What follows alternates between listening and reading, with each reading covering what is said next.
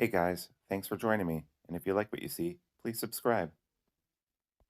Hello, welcome to Sharpens. Thanks so much for joining me. I'm going to do a full review of the Vosteed Marten, coming in at $99 in a lot of different fits and finishes. I got the copper finish, or maybe this is brass, but I'm pretty sure it's copper. Oof, very nice knife. That is the short answer. Things are coming out in the interesting range of exactly $100 or right under it. Budget tends to be under 80, although I think with inflation lately and a bunch of other factors where knives are coming out of China, things getting closer to 80 and 100 are going to be more the norm. And so I think budget knives might have to raise in price a little bit in our minds. But having said that, no, I guess this isn't a budget knife. But that $100 mark, getting darn interesting and darn crowded with a lot of cool knives, which I'll do another video about very soon. But let's talk about the Marten. The Marten comes in a lot of different styles. It has aluminum handles here, and I just did a disassembly, link right up there to that disassembly. And it's nicely skeletonized, saving weight and machined exquisitely fine, very, very fine tolerances. So fine, in fact, I had trouble with not the backstop pin, but this other spacer pin back here. Getting seated correctly, but I had to torque it back and forth, and I finally got it in there. It's just one of those things. And I'm wondering also if it's because there's just basically a little tab on that liner that's holding that. And that's because this is a top liner lock, which I really like. If you're going to rank types of locks and their strength, I believe that this comes in about second or third. You've got basically, in my estimation, something like the shark lock or the super lock, right? Spine lock up here. Those are really, really strong. And then you've got frame locks. And then you've got compression locks, which are like liner locks on top, and then you have liner locks, and then you have push button and button locks. So then that's basically my order of strength, I think.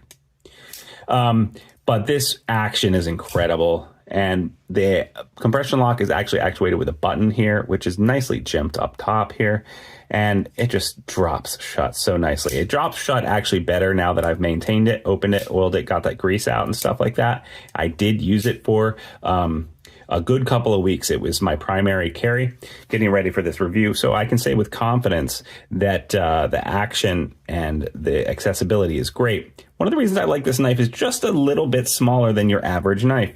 Let's compare it to the porcupine, and let's compare it to the raccoon. And you can see right here, these are both other Vosteed knives that also happen to be compression locks. And Vosteed is really grabbing that by the horn there. You can see it's just a skosh smaller than these other knives, and these two knives are absolutely exquisite and really good. This one's just a little bit smaller, disappears more in the pocket. It's become my knife that I carry around when I'm doing family outings and stuff, and I don't really need a big knife, but I might need a knife to open a box or a package or something like that at the fair or at the beach or something like that. Because it's 14C28N, it's going to keep a sharp edge pretty long. I mean, not compared. Ergos on this are great. Has a little bit of jimping on top. Thumb studs right here, so you can choke up really nicely. Or back here, when you're holding it back here, it's not quite a 4-finger grip. You actually need to hold it and choke it up here in order for it to be a 4-finger grip. That is because, let's do the measurements. I think we only have 3 inches of blade. 2.5 inches of blade and 6 3/4 inches. So this is a small knife, whereas something like the raccoon, we're talking about 3 inches of blade, an entire inch longer of sharpened edge, and 7.5 inches, right?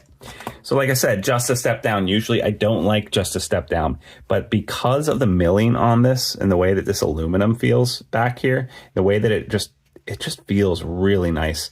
And the button here and the actuation and the action itself, it's just super, super sweet. Yeah, for me, it's a banger. Like, the things that I don't like about it are this clip. I think that this clip is just, it looks good, but these side little pieces, now it hasn't caught yet on something on my pocket, but I feel like as soon as that does, that's gonna pull apart. I rather that they had done a wire clip like what is on this porcupine here, and, go ahead and, anodize it with this copper or whatever you do, however you call it. And maybe it's not anodize, they apply it. I don't know.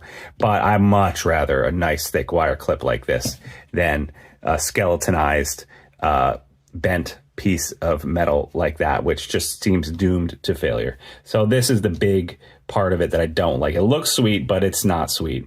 It hasn't failed on me yet, but I feel like if I carried it enough, it would fail on me. Is this worth $100? Definitely worth $100.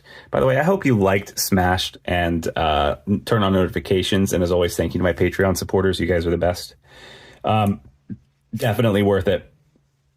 You can get knives for $50, which are almost just as good. This is a Scotch War. Is it worth $50 more?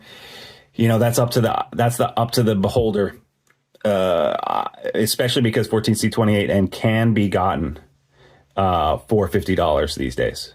Like this raccoon, I believe, was $60, and it's larger, and it has a liner lock, but it's G10, right? So why is this just a little bit more? It's because of the milled aluminum. That's going to bring up your production costs. Also because of the day and age here in 2025, July, end of July, middle of July.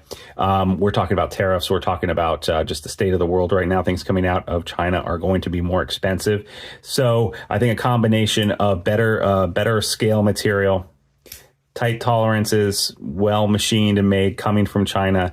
Prices are just going up, and that's the reality we live in now. So if you can still find a raccoon or a porcupine for $50, I think that they're probably just as good. I'm kind of curious. I kind of want to go back and look and see what those prices are right now, but I'm not going to. But yeah, so I think it is worth it. I do like the raccoon. I'm sorry, I do like the Marten. It does fit a niche, and I appreciate it myself. But that is up to you. I'm just reporting here. Thanks so much for joining me today, guys. Like, subscribe, leave a comment, turn on notifications. Always thanking my Patreon supporters. If you want to get a chance to win a knife of the month, all you got to do is follow that link down below. And for $3 a month, you too could not only help make this content possible, but get a chance to win a knife. Thanks so much. See you guys next time on Sharp Ends. Bye-bye now.